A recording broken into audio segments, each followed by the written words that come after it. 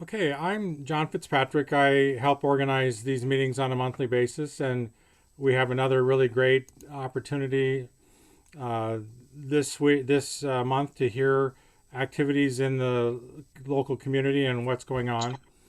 First, we'll hear from Robert Stiles. He's a program director at KU, and he oversees a number of different efforts in terms of telehealth and telemedicine within the KU environment. And we're very interested to hear really an update. We want to check back with our provider organizations on a regular basis because they are really where the rubber meets the road. So it's really important for us to hear from that. And we have another provider organization for our second presentation, Excelsior Springs Hospital, being presented by Troy Grizzle, the physician practices director there. And they were very aggressive and proactive in getting one of the largest FCC grants during the COVID emergency, and he'll speak about how they were able to deliver on that great opportunity. So with that, I'll just have us kind of quickly go around the room. We don't have so many people that we can't do introductions today. So let's start with Robert. If you'll go ahead and just say hello, and we'll go around the room. Sure. I'm Robert Stiles. I'm the program director in the Department of Pediatrics at KU School Medicine. Steve? Steve Fennell. I'm with KU Medical Center's School of Nursing. Aaron? Aaron Deacon, Managing Director for KC Digital Drive. Larry? Good morning, Larry Heffling. I represent Routine AI. It's a data quality tool focused on the healthcare market. Craig? Ed Christensen, co-founder of H4 Technology, do data integration aggregation.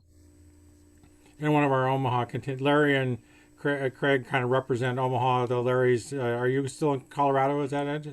No, I'm now back in Nebraska. We're just down by Beatrice. Okay, great. Jennifer? Good morning, Jennifer McLaughlin with U9S. Great. Daphne? Good morning, John. How are you? Very well, thanks. Welcome. Daphne Baskin with St. Luke's Health System. C. Kelly. Hi, this is Chris Kelly. I'm with Johnson County Mental Health, Health Information Manager. Great. Welcome back, Chris. Matt. Hi, morning, everybody. I'm Matt Atkins with Heavy Technology Group. We provide software as a service healthcare products. John. Yeah, good morning. John Rochelle. I'm the Program Director for Innovation at the University of Kansas Health System, and with a particular interest in the development of our virtual and digital strategy and its implementation. Shelley. Good morning. This is Shelley Cooper from SureShow Diversity Telehealth. I offer telehealth solutions and a SureShow app that reduces no-show effect by replacing no-shows with billable telehealth encounters. Good to be here. Yeah, great to have you back. Troy.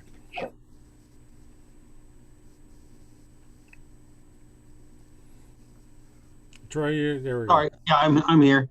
Troy Grizzle. I'm the physician practices manager here at Excelsior Springs Hospital. Great. Welcome. Doug? Doug Cohulan with Nokia. I'm responsible for 5G and LTE projects and telehealth and teledistance projects as well. Karen. Hi, Karen Johnson, former Kansas Cityan, now out in Washington State with a multi-stakeholder organization called the Washington Health Alliance. And I've continued to hang on to these invites. Thank you, John, for continuing to send them my way. I'm doing a lot of work out in here with our folks around telehealth and digital transformation, and really excited to hear what you have to say today. Great. Yeah, please feel free to hang in as long and as often as you feel free. Thank you. Denton. Good morning. This is Denton Shanks. I'm a family medicine physician and medical director for innovation, virtual care, and digital health at University of Kansas Health System. Matthew. Hi, my name is Matthew Piocha. I'm with the Center for Practical Bioethics. We're a small community-based bioethics and clinical ethics center in Kansas City. Maria. You're still muted, Maria. Sorry, good morning. Yes. I am Maria Kunstadter. I am the president co-founder of the Teledentist. We are a teledental platform providing a dentist essentially anywhere, whenever, 24/7, wherever, whenever a dentist is needed virtually to hospitals, to your cell phone. And we provide dental consultations and palliative care and medication if necessary, and triage patients to a dental office when needed. Great, welcome. Thank Steve. you.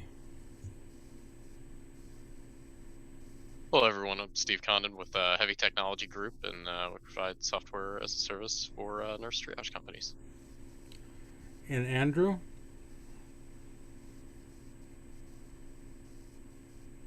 Do we still have Andrew with us? And the names have come across my list fast and furious this morning, which and everybody's very welcome. It's great to see you all. Did I miss anyone?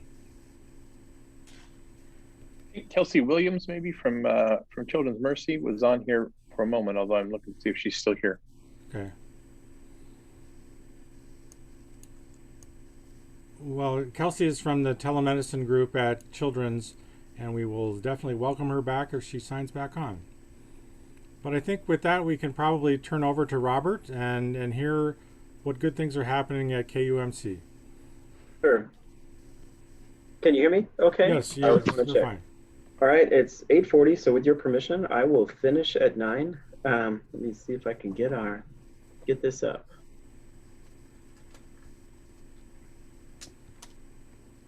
Don't you hate it when you have too many things up? There we go.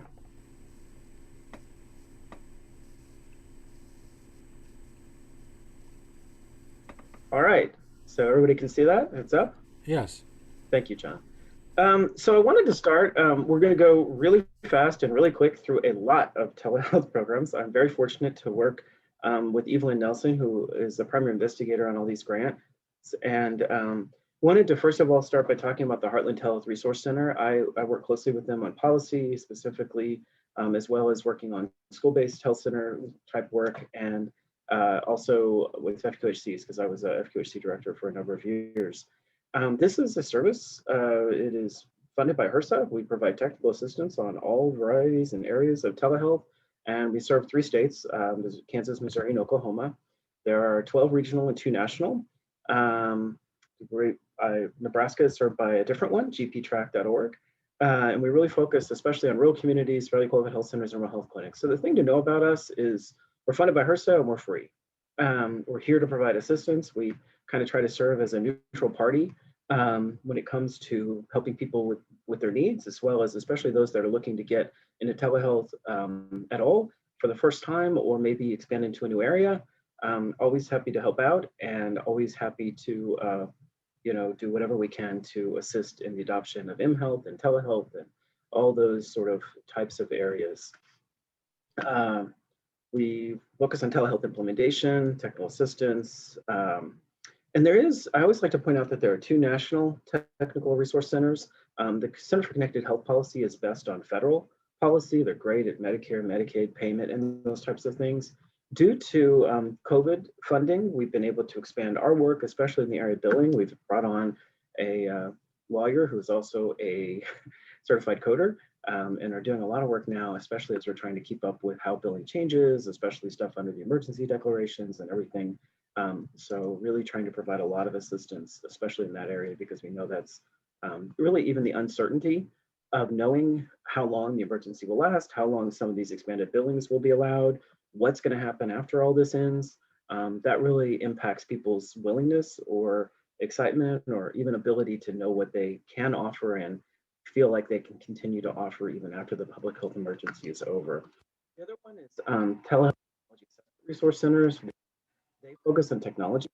Kind of think of them or try to describe kind of the consumer reports for telehealth technology. And they are always happy, especially if people are looking at a new resource, a new mHealth, or just trying to do something and want to know what kind of is out there in terms of the software or technology market to do the types of things they might want to do with telehealth. They're a great resource for that.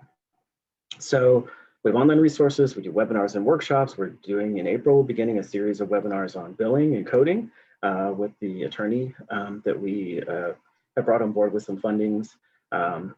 We do, call us up, we'll try to help you, or at least link you to whomever can help you. And this is sort of a map of where all the different telehealth resource centers are in the country. So cover the whole country, we're the dark green in the middle, and always happy to provide assistance.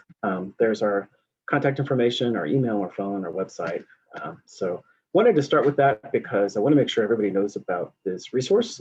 We also provide some technical assistance. You don't have to be nonprofit. You can be for profit. Have been really pleased with some of the linkages I've made and some of the technical assistance we've provided to people that have presented here at Digital Drive that have asked for further assistance with their software or just audience or just whatever people need. This is not about only helping those that are kind of the consumers of telehealth. We also provide assistance to those that are creating a product that may be of assistance in the area of telehealth. So my main job is I am the program director for a number of mainly pediatric behavioral telehealth programs. One of them is Telehealth Rocks, which is sort of our overarching brand for these programs. That's been in existence for about 10 years now. We started with a program called Telehealth Rocks, which focused on getting behavioral health services, pediatric behavioral health services to clinics. And then after that, we moved into Telehealth Rocks Schools, where we moved behavioral health into school districts. And we're currently, due Friday, presenting a Office for the Advancement of Telehealth Technology application that we're calling Telehealth Rocks Communities, where we're moving into a direct-to-consumer focus, which is really that next frontier of healthcare. And we're really excited to continue to expand that work on pediatric behavioral work and moving into a more consumer-focused model. So, this comes out of the fact that we have such a high poverty and such behavioral health needs in local communities and specifically in rural and frontier communities. We really believe, I was in Missouri before. I was CEO of a federally qualified health center where we did school health, and I was the first person to introduce therapists into school districts here in the state of Kansas, down in Coffeyville, Kansas. We had a school-based clinic that did medical care, and we really saw that a lot of the kids that were showing up in the school clinic for medical really had behavioral health needs. And so went to the school district and thought they would kick me to the curb when I suggested hiring a therapist to put in the school clinic for the next year, and began offering services that next year and saw how beneficial therapists can be in school districts. Then when I moved to Missouri, to the Lake of the Ozarks region, ended up doing a lot of school-based health there. Ended up in 23 school districts, doing about 4,000 mental health visits a month in schools in Missouri. So I've done this a lot. And so now I'm at KU and working on some more innovations. And specifically, I came here because KU MC, KU Health System, we have the specialists, right? Autism diagnosis, applied behavioral analysis. I mean, I can go on and on about the specialties we provide. This is just another way to get those specialties to the places where they're needed without asking people or dealing with the fact that it's hard to drive to Kansas City, especially if you're in Western Kansas. So you'll see that a lot of the work that we do is really about services that we offer and figuring out how to offer them through telehealth. And of course, there's been a massive expansion of telehealth over the last year. And certainly some of the things that are changing and hopefully will stay changed, like services to the home, make it even easier to provide these types of services. So we find that kids do well with technology, families do well with technology. One of the real benefits that we've seen is the fact that schools, parents, and children can all be involved in behavioral health services with being in different sites. So a parent can go into a room, be on the visit, and we can get the school and the parent on the same page. Of course, schools only participate in visits with permission of the parent. And there are times during the visit, of course, where the school's not appropriate to be there. But when we come down to a plan or an activity or how we're going to respond to a child or things that we're going to do, it's really wonderful that everybody that's interacting with that child on a daily basis, both at school and home, can kind of understand the approach that we're taking. And it really comes up, develops into a team-based approach that really has more success with children. As you can see, everybody's on the same page. It's good for the schools, right? I mean, sometimes there's this question about why would you do behavioral health in schools? Does it belong in schools? And schools are children's success includes their behavior. We talk about a kid that has significant behavior issues, they're not learning. And so if we could work on those issues and both for that child in the classroom that has the behavior issues is learning better, but everybody else in the classroom is learning better as well, because the teacher's not spending their time on the behavior instead of everyone getting to learn. This is our model. Really focuses on direct services, capacity building, engagement and family support and prevention services as we transition into the next stage of this. Really that, and it always has been, it's been interesting to kind of look at direct to consumer and understand how does that work with, first of all, the patient's not making the decision. Often it's the parent and the guardian. But, in the past, a lot of times children in need of services are identified by the school, and that's going to continue to happen. But it's always been direct to consumer anyway, because the school's going to the parent and the parent's deciding that they want these services and how these services happen. During COVID, of course, we've moved so that sometimes the services happen in the home with the school still engaged. Sometimes they happen at school with the parents still engaged. But the real addition or change we're making is parent initiated. We're adding, and hopefully we'll be able to get into that really quickly at the end, we're adding community health workers and some other health technology to really have parents and guardians and patients themselves as they get older in the driver's seat of decisions and of getting their needs met. So big thing to remember with telehealth is approximate face-to-face as much as possible. This should be as good, or I think a lot of times people find it better than in-person visits because of the engagement, because more people can be involved, because it can be more of a system of care. So these are the services we offer. So you can see pretty extensive family behavioral therapy, medication management and consultation, parenting and prevention, assessment, feeding and weight, toileting. This year, we've been doing a lot of work on parent-child interaction therapy. We've transitioned that so that it, with parent-child interaction therapy, you have a therapist that's sort of behind, often in a clinic, behind a window, and has an earpiece in and is guiding the parent as they kind of work on parenting techniques and different things. That's so easy to do online, right? We're on Zoom. So you have a parent with a Bluetooth headset, you have the therapist watching through a video on Zoom, same things happen. And so we've done that. We've also had to transition a lot of our community-based trainings like child-adult relationship enhancement, skills for psychological recovery, psychological first aid from in-person trainings. Ones that have a lot of role-playing and a lot of work with tools like child-adult relationship enhancement.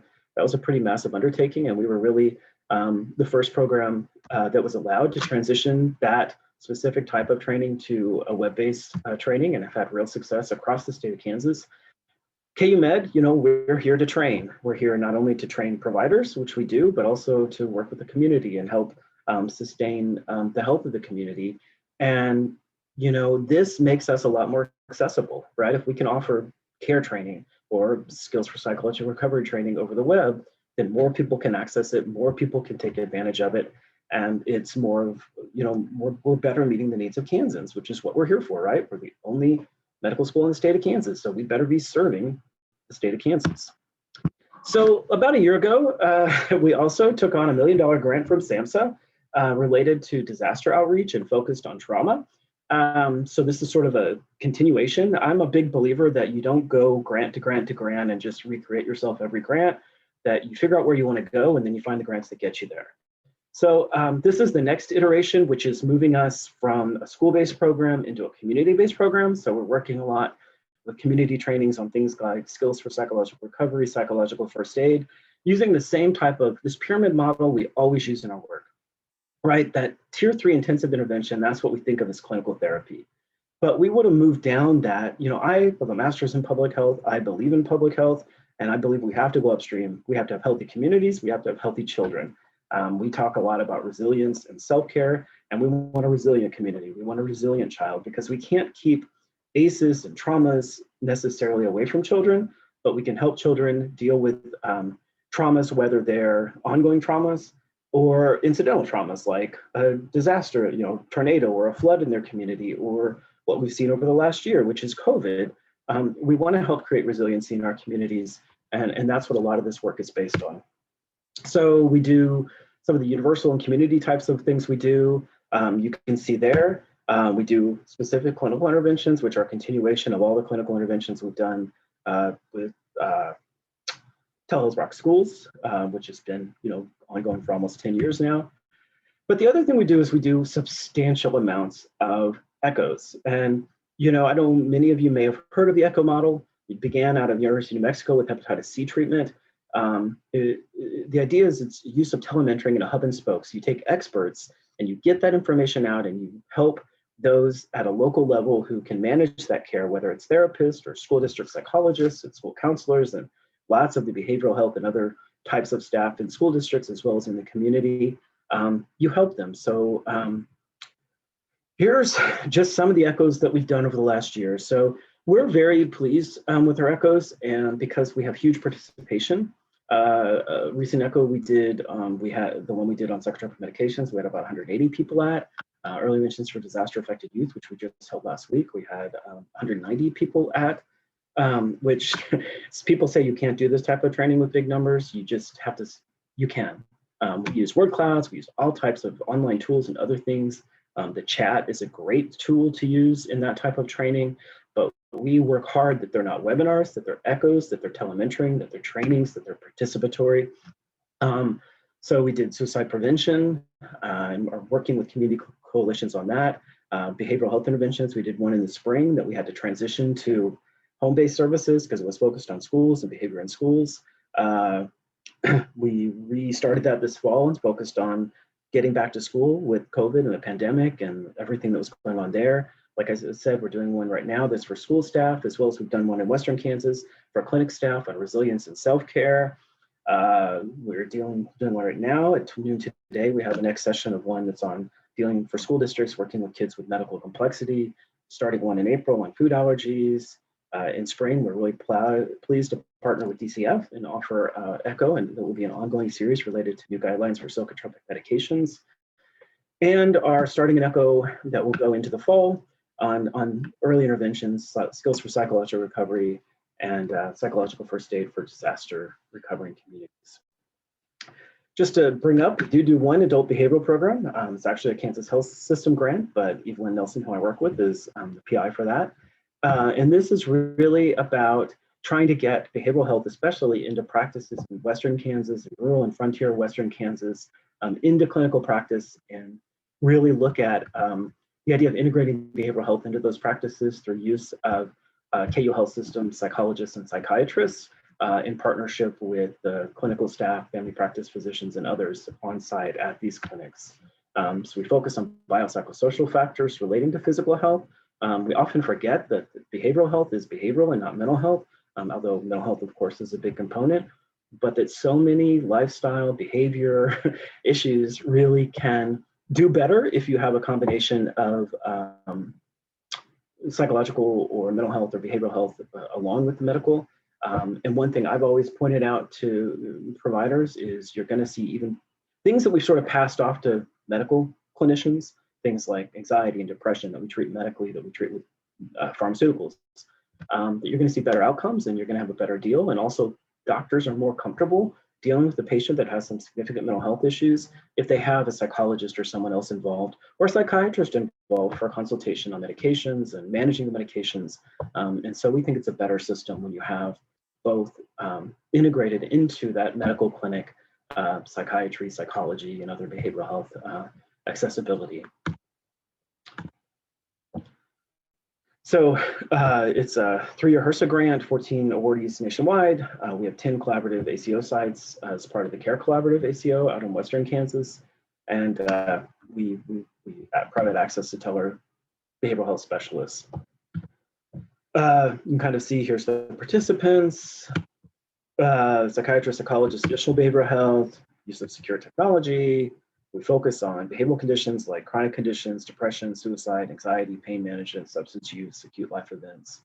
And most of our people that were participating, because of the makeup of Western Kansas, our Medicare beneficiaries.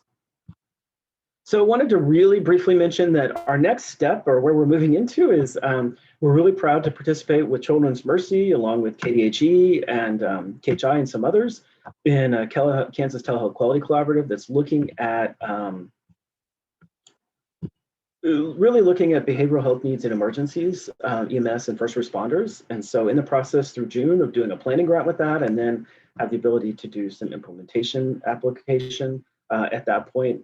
Really huge needs. When you talk about children with crisis behavioral health needs, right, that are interacting with hospitals and EMS and the police, there are not often resources in a community. Even a hospital that may take an adult and maybe oversee them in the ICU until they can get them into a treatment facility isn't going to hospitalize a pediatric patient. So really looking at this huge unmet need when these types of emergencies happen, and how we can come up with a better system, focusing on the use of telehealth to stabilize and begin to provide services as we move into treatment. So the biggest thing that we're doing is really focusing on mHealth in our kind of future work that we're doing. Care coordination, empowerment, the idea of social services. So what we'll do with this next iteration of KU Telehealth Rocks is we'll have both some software that are social service referral and tracking and management. We'll use a system called Prepare that was developed by HRSA that looks at questioning for social determinants of health, as well as the use of community health workers to be that on the ground local support working with families as they meet the health and social service and just community-based needs of children and their families. So with that, I'll stop, John, and I actually came a minute short. So I know I rushed, I talk fast, but we're doing a lot, and always happy to talk about it and excited about everything we're doing. Well, that's really great, Robert. Thank you very much. Certainly for the history of telemedicine, KU has been in a leadership position. I remember now a quarter of a century ago of discussing things with the telemedicine team there, and they were already the third largest site in the United States by number of consultations. So that leadership position, it's clear you're just continuing to build on, and it's great to hear more about it each time we have the opportunity. Yeah, KU Med started providing telehealth in 1996, which I don't even know how they did it back then. Yes. Yeah, in fact, the founder of the program was also the founder of the industry magazine Telemedicine Today, and it was published out of Kansas, so that was a great thing. So I'll open it up to the group for questions about the goings-on that Robert has discussed with us today. I was particularly pleased to hear about the ECHO program continuing and the degree to which that helps providers in remote locations really consult with the best in the field. It's a remarkable program. We're really pleased with our work. Both the AAP and now SAMHSA have asked us to present on our approach to ECHOs because specifically we're finding ECHOs. We found some ways to do ECHOs with large participant populations, which most people who do an ECHO would tell you to stay away from and never do. And you can do it, you just have to do it differently. And there is great technology out there. You know, some of the software that allows you to do polls and word clouds and other participatory things as part of the ECHO can really allow you to do a larger audience and still make it really fit the ECHO model. That's great. Hi, this is Shelley. Thanks, Robert, as usual. Great presentation, very informative. Hey, I just had a quick question for you. You mentioned the ability of your organization to provide support to for-profit organizations as well. Are some of the templates that you shared available for free, or can you kind of talk a little bit about the different programming that you've established? Sure. And how that's so the available? first place to start is the HTRC website for anything related there, but we have a telehealthrocks.org website where all of our materials are there. Everything we do is federally funded, and I believe that if it's federally funded, it should be given away because they paid for it, not us. Maybe I shouldn't say that with people from KU Med and Health System in the audience, but maybe, I don't care. I'll give it away. So yeah, anything you want, any advice you want. And I do provide a lot of assistance because of the work that I do outside of the HTRC, which is my main job.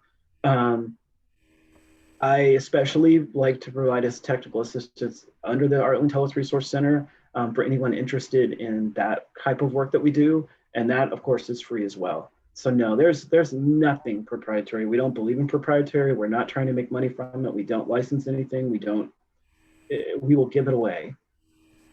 Great to hear. Thank you so much. You'll be hearing from me. Great, I can't wait. Others. Robert, I was wondering, do you have any, within Dr. Nelson's work, does she have any sort of outcomes data on some of the programs that you've worked on? Oh gosh, yeah. So we are constantly doing presentations, posters, papers, and we have a whole group of graduate assistants as well as, so yeah, we have a significant amount of publishing. That's I go to all those meetings and I'm part of that process, but I don't, I always say, I want you guys to write that up because I don't need it for my tenure. I don't have tenure. So, but yeah, if there is, we have a list of publications and happy to provide that as well. But we do constantly, not only as part of our federal reporting, but even beyond that, because we're, the faculty, right, that I'm taking their time and are part of these grants, of course, that's their real focus is publishing, one of their big focuses, foci. And so no, we can certainly, there's an extensive list, I guess it's a short answer. Okay. That's great. Yeah, we assess everything. Right now we have 7 different studies going on related. We're finishing up studies related to the last telehealth rocks. And then as we begin, we'll complete the CAN-DO grant, the SAMHSA grant in October. And we'll begin that process of publishing there. And then we have gone to a model of all of our echoes use one single set of pre, during, and post questions. So we look at efficacy and training.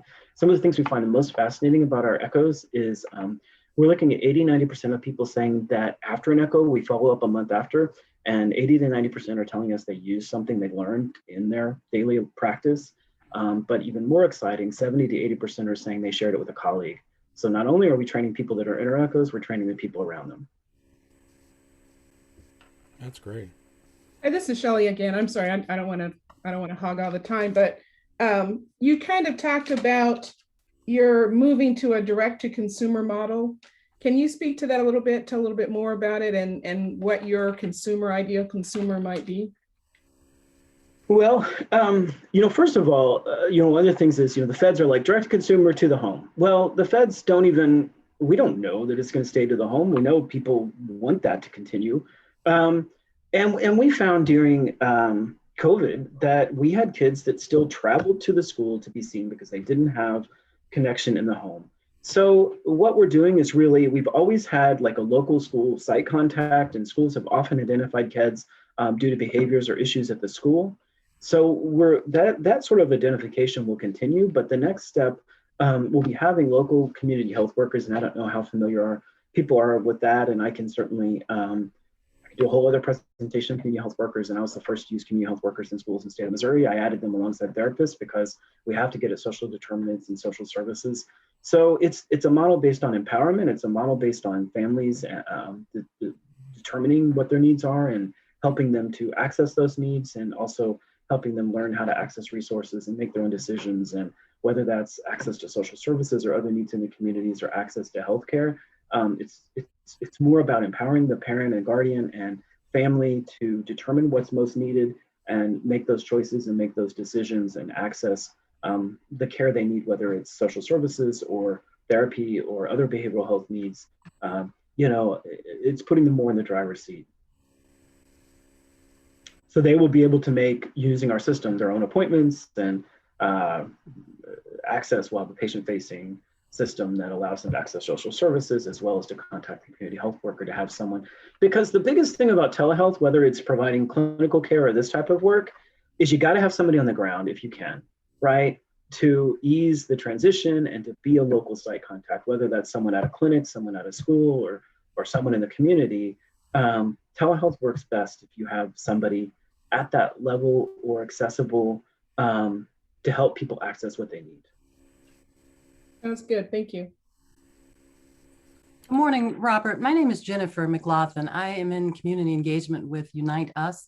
We're building care coordination networks across the state of Kansas and Missouri and around the country, really. But we've had lots of conversations with schools, and there are lots of activities and programs going on in the schools.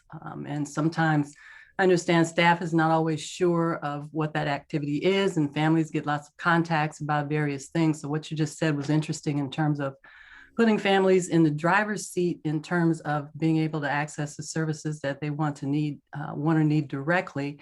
And then another side of that, of course, is that they then have to become more responsible for figuring out eligibility and things of that nature. So I was just curious as to your perspective around how you see care coordination unfolding relative to systems, so that referrals can be sent back and forth, and there's more coordination between the school, within the school, as well as outside providers for some of the services that students and families are needing.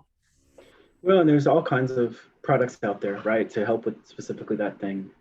We all know the big ones. And we're certainly using one of those products, actually one that's Kansas City local, and that I actually first met with in one of my very first meetings at KC Digital Drive and continue to work with them. I'll just say it, is Community Care Link is who we'll be using.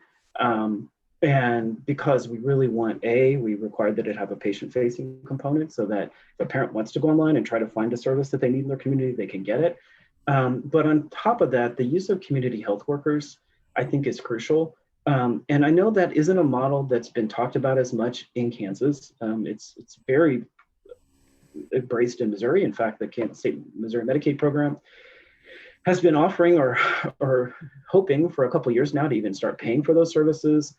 They did a pilot, it's been 7 or 8 years ago now, where it went so well in Kansas City and St. Louis that they pushed it out statewide to all the federally qualified health centers. And so in Missouri, I had funding for community health workers because Medicaid saw such a cost savings from community health workers. And that's where I talk about, the software, whether it's Aunt Bertha or whatever. First of all, it has to be good. Secondly, it has to meet needs. But the third thing is exactly what you're talking about, Jennifer, which is this approach that we have to help people learn how to access systems, because systems are not user-friendly, and how to, even this issue of empowerment of families and, all that. And so we're using the Missouri model. I'm stealing it. It's on Missouri Department of Health and Senior Services website. So I feel like it's stealable. There are a few different models out there for community health workers, but I like the Missouri model the best. I'm most comfortable with it, and I think it works best. So when you talk about the whole, it has a great goal and mission and vision and requirements and even an ethics of being a community health worker. And so that's where I like those side by side. And what's great about this direct-to-consumer grant that we're applying for is it requires community health workers. So I don't have to sell this to the feds. The next iteration of Telehealth Rocks, what's been funding us the last 10 years, says you're going to do direct-to-consumer and you're going to have community health workers. Those are the two requirements. So I'm pretty excited about that. Thank you. Larry Heffling, why don't you go ahead and ask your questions since you're with us. Oh, sure. So Robert, nice job. What I wonder, for the more rural folks, are you using any SMS-based technologies, any texting back and forth, or educational pathways to support the therapeutic solutions that you're talking about? Because a lot of those things, it's difficult to get people in and out of offices and facilities. And if you can just reach right out and touch them, it's a lot more effective, and it's kind of a quicker approach. Are you using anything today to support that? So we haven't purchased those through grants in the past, but that's another thing that we're adding with this next grant that we're applying for Friday is some of these different tools we think are very important, and but we haven't used SMS text-based currently. And so that's also another step towards this more consumer focus. Great. The reason I bring it up is I've got a friend who does that today, and they're seeing a lot of success with diabetes education and being able to reach out to folks through those pathways and educate through that. And I wonder if that applies on the therapeutic side. It sounds like it should. I would say, my biggest thing when you talk about families and you wonder why families aren't involved or engaged or patients aren't engaged overall, we have to find a system that matches current reality. And healthcare, we're still not there. And this SMS text and some of these other approaches, when we ask why parents don't participate, or they don't schedule things for their child, or they don't, why is this child's health need still unmet or social service needs still unmet? We have systems that parents that are struggling and have to go to work and are struggling with the pandemic and everything else, and yet we make nothing user friendly. So that's what we're trying to do now, is have this much more on parents' terms than on our terms. And that's something that healthcare does exceedingly poorly. I agree. And I can tell you my experience as a KU Health System patient, what it does poorly. And I can tell you as an employee of KU Medical Center, what I find frustrating about working here. And it's all related to, we've built cultures, and changing a culture so that we're able and to meet people where they're at. We ask why they're not healthy when we don't make it easy to be healthy. Right.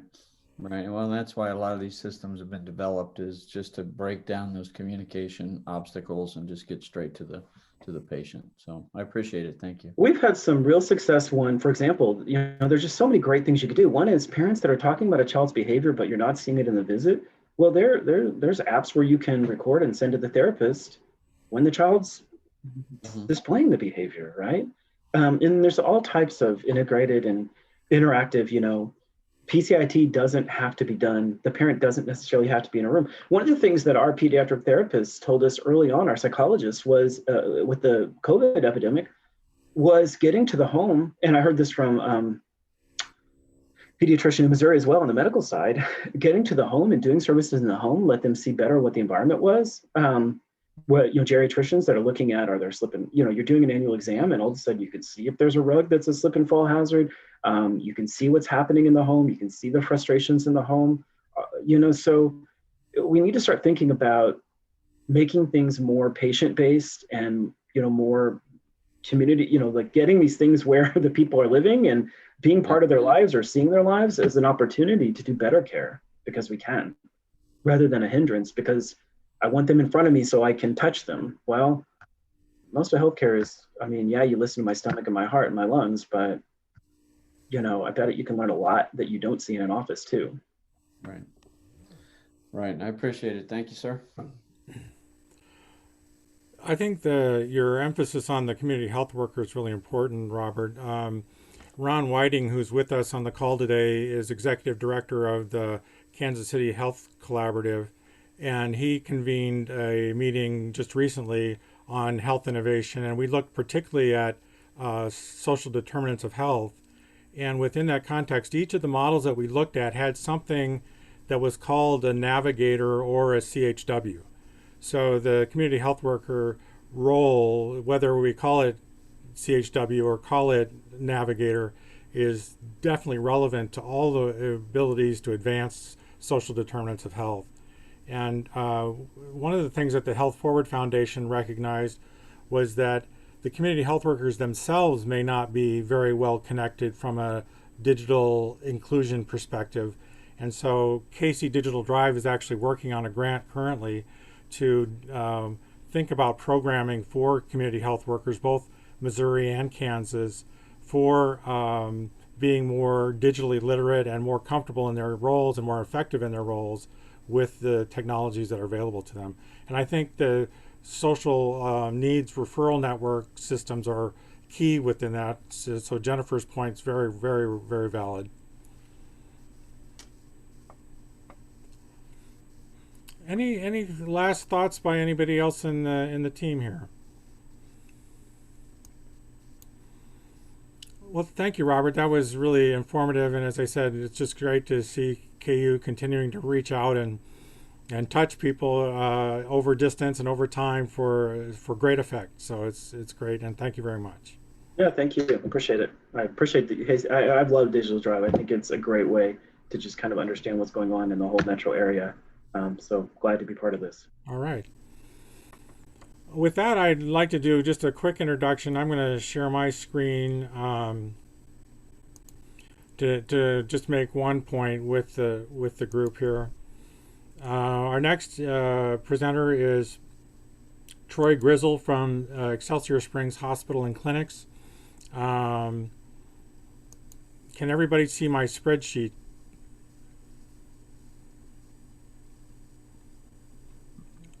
I think what we're seeing right now, John, is your Windows Explorer window. Okay, well then we'll try something else.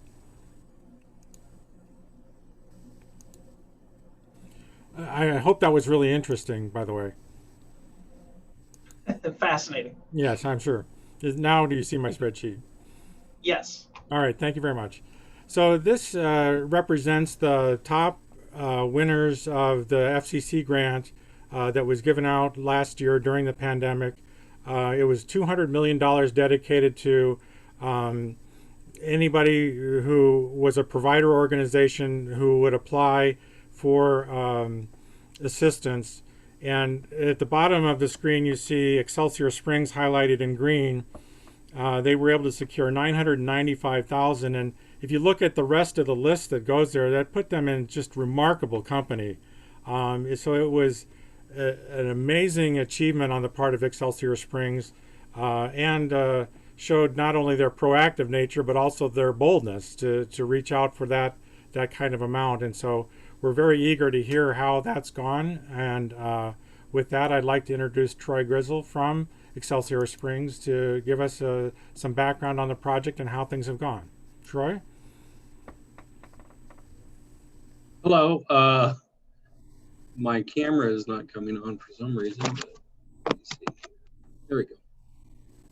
Hello, nice to meet everybody. Thanks for having me here today. Yeah, John reached out to me, and I had never heard of KC Digital Drive. He had told me the initial founding of the group when Google Fiber came into Kansas City, and consequently I'd just gotten Google Fiber, and I thought John was going to try to upsell me for some more items on Google Fiber, but he did not, so I'm thankful for that. But yes, John reached out to ask about the FCC grant, and I'm happy to talk about that. So I'll share my screen and let me know if you can see this.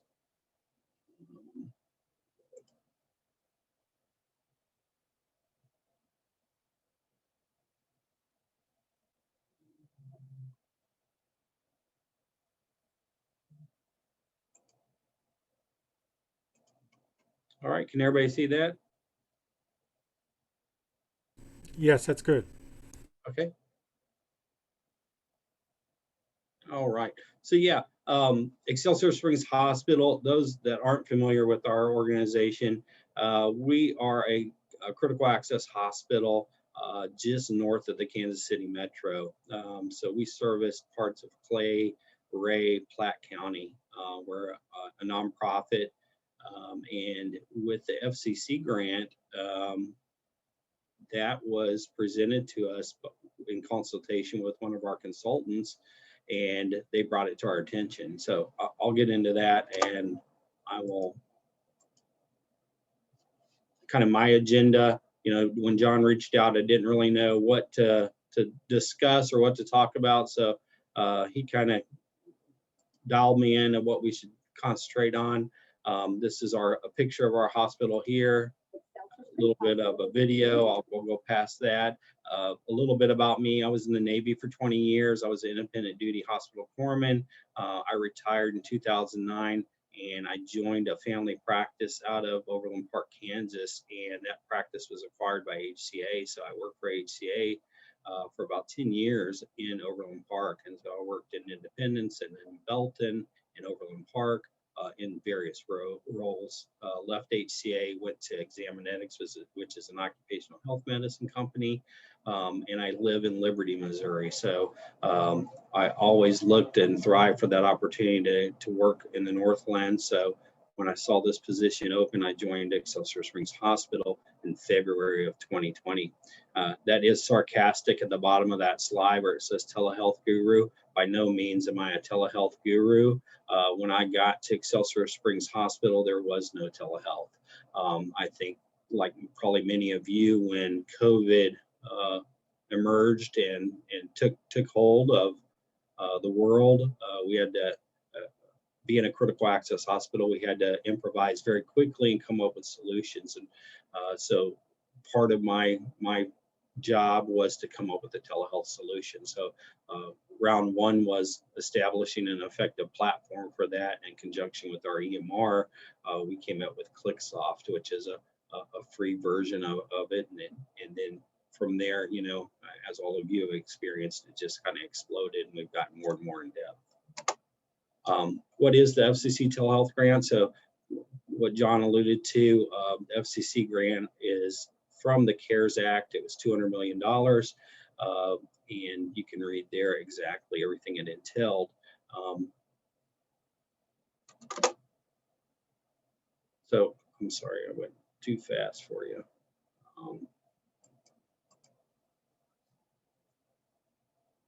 So after the grant was, the FCC released this grant on the 2nd of April in 2020. We were notified at Excelsior Springs Hospital on the 4th of April that this grant was available and that we fit much of the criteria to apply for the grant.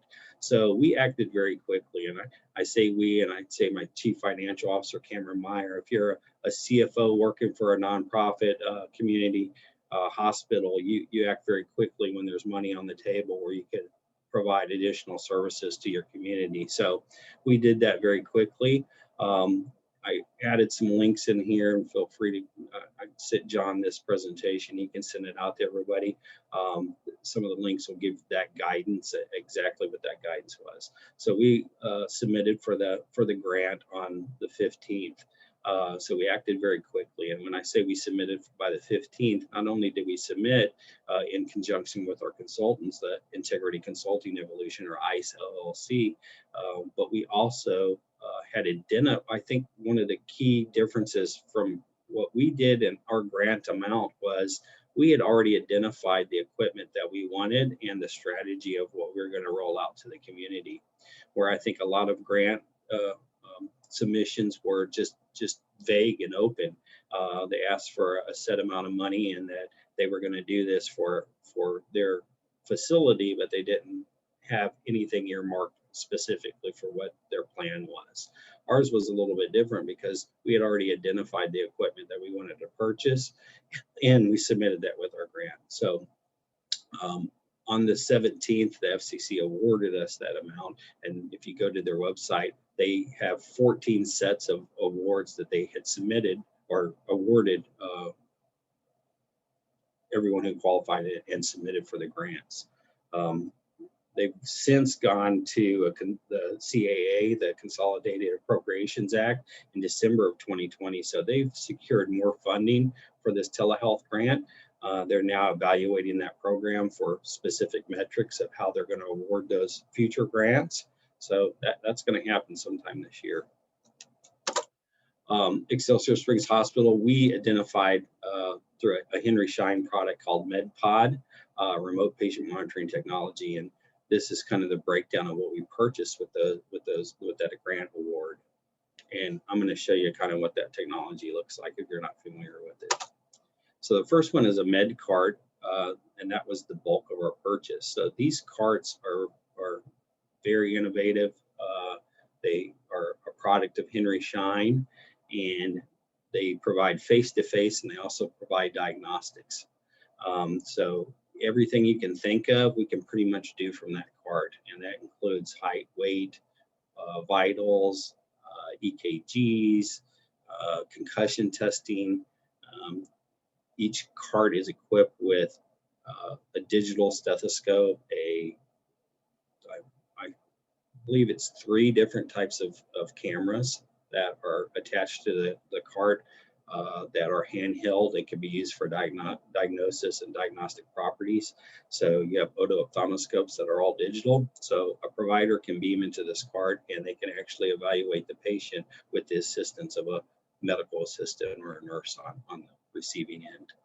So that's the med cart. The med kit is a little bit smaller, and if you look at the bottom of that picture, it is actually the size of a carry-on on an airplane, and that actually comes directly out of that suitcase and pops up. And this model here, the med kit, we deploy that to our home health nurses, and they take that right into the patient's home. So very, very useful.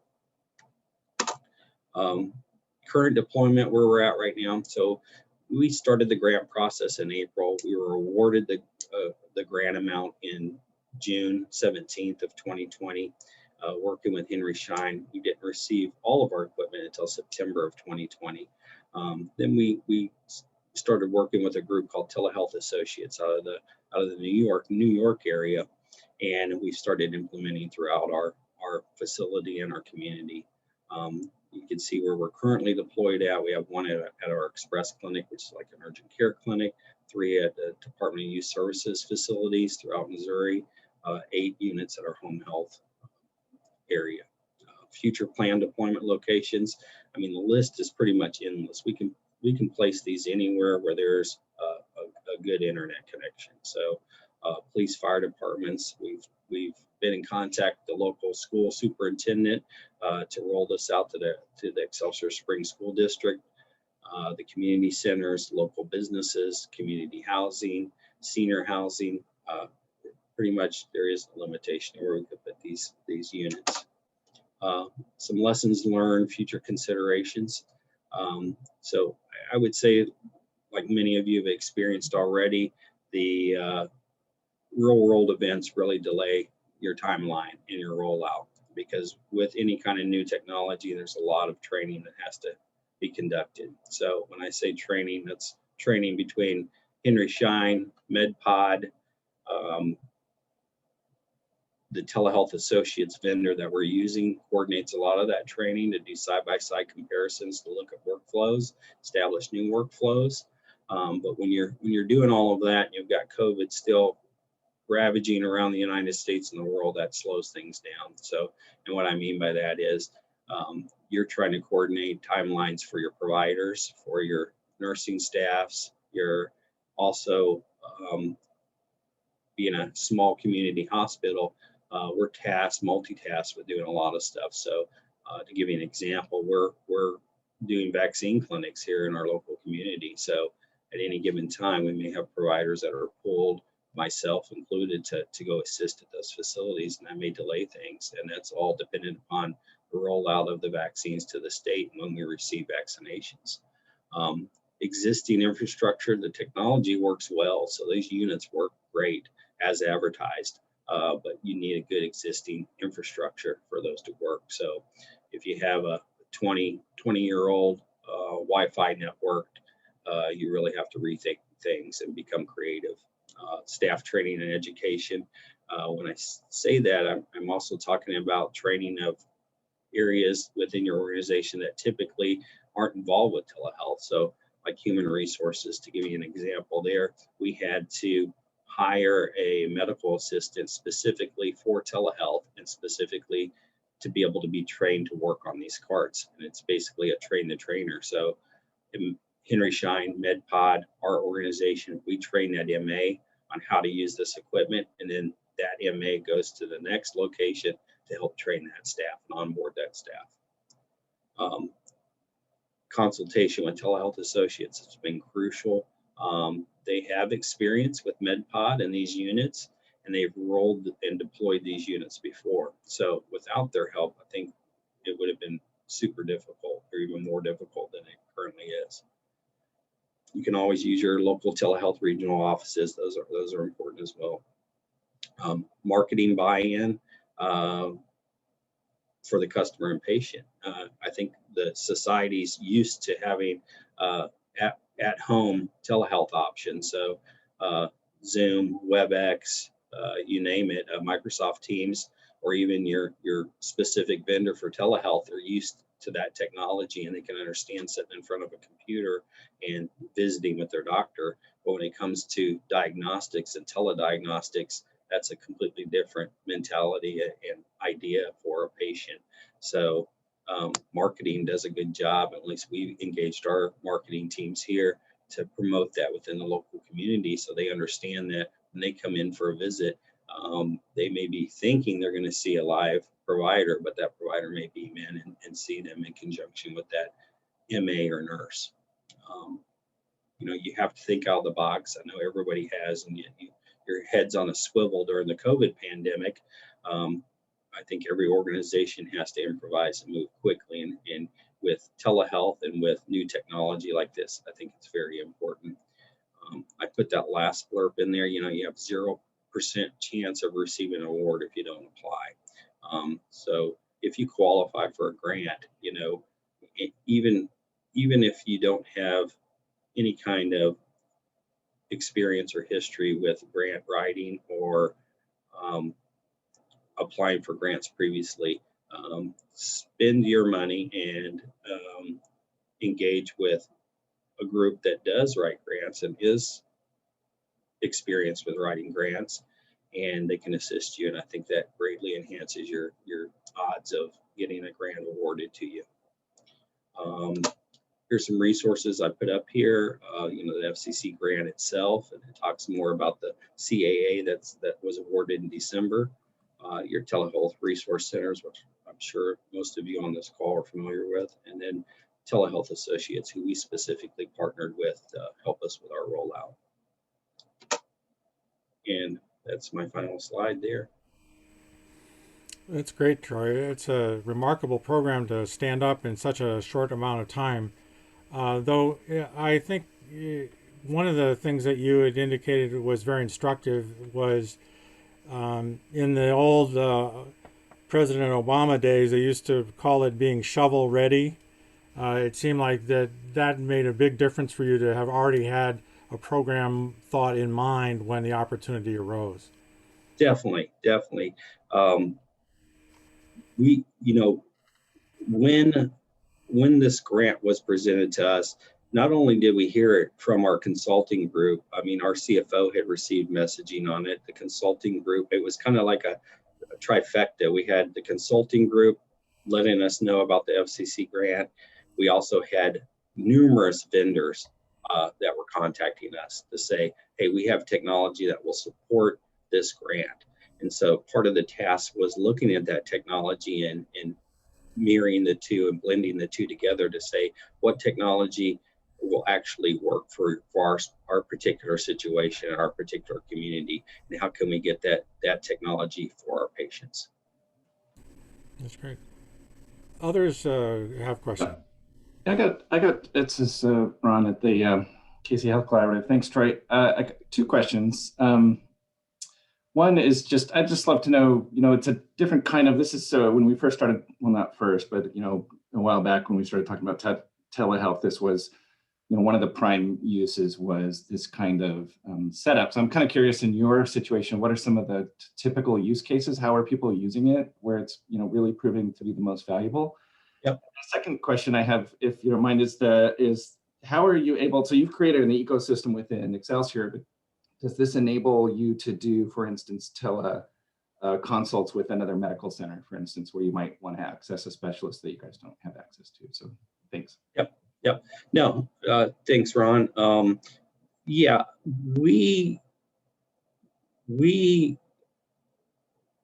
well, on a patient perspective, so we marketed that where our first rollout was at our express clinic or our urgent care clinic. So part of the use case was how can, you know, was twofold. One, to provide this service to the community, but also to allow me to better utilize our nurse practitioners. So part of that was I could pull my nurse practitioners back into the primary care facilities and leave this equipment in those locations. So with the express or urgent care clinics not having an appointment system and patients walking in for availability, when they come in now, they're told your appointment may or may not be with a face-to-face with the provider. And if it's not, we bring them into the room, and that MA or nurse actually does the same process that we typically do on intake. And then the provider beams in and actually conducts the examination on the patient. So yeah, we had a very defined, and that was purposeful because we wanted to keep the rollout with intrinsic to our facilities, so we could control what was happening. And can you connect to other, like with this kind of a system? Yeah, are you finding you can connect to other places? So we engaged with a company called SmartLink that has worked with MedPod in the past, and SmartLink built an interface for the MedPod carts themselves within our EMR. So that was nice. But MedPod itself has software for their platform. So we're not at that point yet where we're engaging with specialists, but we are going to get there. And being a critical access hospital in a rural community, that's integral for us. Most of our specialty clinics are all coming from KU or HCA or Liberty Hospital. So once we finish this phase of the rollout, the next phase will be engaging with specialists, and those specialists will just have to learn that MedPod specific software, and then that will enable them to beam in as needed. Cool. Thanks. Okay. I'm sorry, I don't know. This is Shelley. I'm not sure if I heard whether the MedPod platform, is that compatible with other EMR, Epic, Cerner, or is it a standalone that you need to use on its own? I've got a follow-up to that for your response. Sure. Now I'll say this disclaimer: our EMR that we use at Excelsior Springs Hospital is called CPSI or Evident. It is more of a critical access hospital-based EMR. It's not robust. It's not big like Epic or ECW or any of the top EMRs out there. So that's why we engaged with SmartLink to build this interface. And I think they have engaged previously with multitude of EMR vendors. So I don't think it's just proprietary to us. I think it can interact with just about any system out there, and even to your point, even easier with those larger EMRs. And follow up, thank you for that follow up. What's been your response to, or what's been your no-show rate? I know that with face-to-face, there's about a 25% no-show rate on average, and then of course a little bit lower with specialties. Once you converted to quite a bit more of your telehealth encounters, did you notice a sizable reduction in your no-show rate? Or no. Effect at all? Well, in these controlled environments, that no-show rates aren't our primary concern because these patients are coming into the facility. So when they come into the facility, we're catching them, and with the express clinic or the urgent care clinic being a walk-in basis, so we don't have an appointment system set up to that extent, or how traditionally how you would think of an appointment system. So we do have patients that will come in and they don't find that favorable, and they want a face-to-face with a provider, a real provider. But that's been very low. I'd say less than 5%. Great. Well, I'll follow up with you. I do have a few more questions, but I a little bit more detail. I'll talk to you offline. Okay. Appreciate it. Thanks for the information. It's great to know.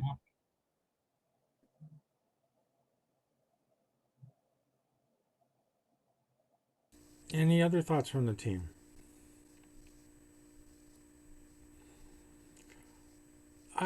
Troy, I had a question about staffing. You'd indicated that you did take a significant amount of effort in getting people trained, and you hired an additional MA. As you extended the community, will you be having to hire more people to be that kind of knowledgeable user, the MA or RN, or what other sort of certification might be necessary at the remote end? Yeah, definitely. You have to, with these cards, that I would say if there is a downside, that's the downside, because you have to have a trained medical person to be able to operate these cards. So while you may free up your providers to be able to access more patients, you also have to replace those providers with trained professionals that can work the equipment on the other end. To give you an example, a physician may say, I want to listen to that patient's heart sounds. An MA may not be used to listening to heart sounds, or the anatomy of where that physician or provider wants them to put that equipment. So that's why it's important that they get trained.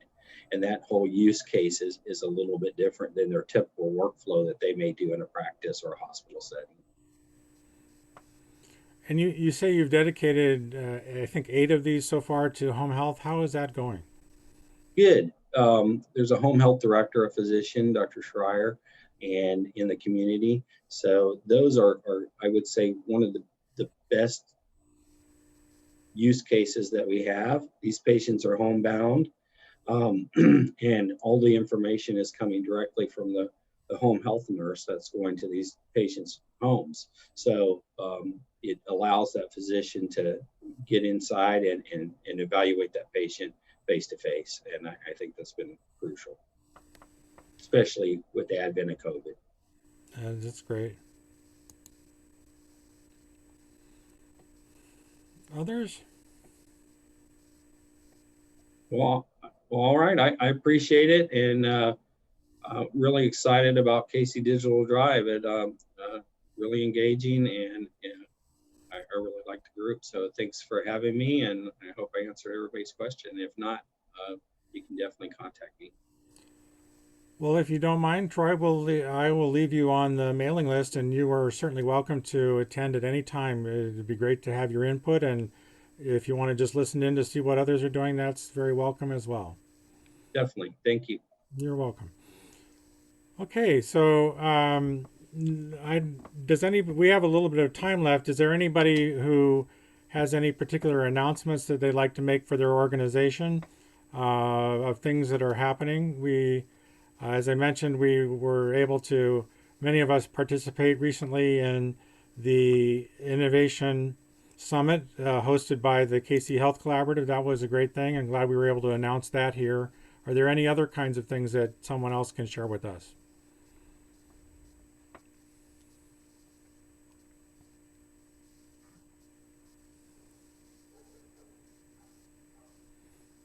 Okay, well, you can go ahead, Ron. Well, John, I'll just say thanks. I really appreciated that. And I thought we had a great event. And I would just mention that we kept up the material. And if anybody's interested, I also have a video. So, and that work for us continues in terms of advancing our work around how we advance the effectiveness of our coordination of medical services and social services. So if anybody has any questions about that or wants a link to the material, just let me know. Great. If you wouldn't mind putting what you think is the best link to the material in the chat, that would be great. And I'll leave the system up running for a little bit for people to be able to copy that down. Do that. Thanks. Mm-hmm. Hey, Ron, this is Craig. We have, I guess, up in Nebraska here, there's 3 bills that they're looking at: telehealth pay parity and legislation, because we saw a 2,600% increase in Medicaid and CHIP eligible telehealth visits between the first quarter last year during the pandemic. And so I know you guys have, your own, I think you mentioned a couple other areas, but they're looking at pay equity for those telehealth visits, and something to be, I'm jumping on another call here for the NHA Advocacy Day, and that is one of their primary key issues. So I'll send that to you.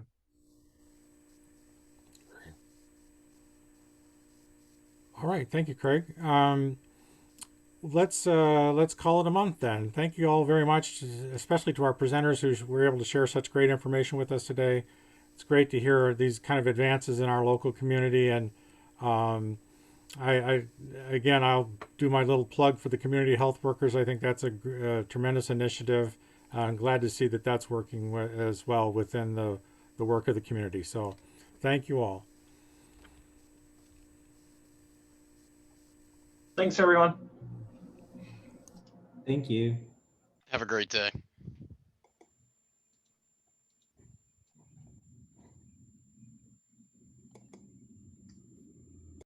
Thanks, John. Thank you, Jennifer. Glad to see you were able to make it. Thanks. Take care. Bye now.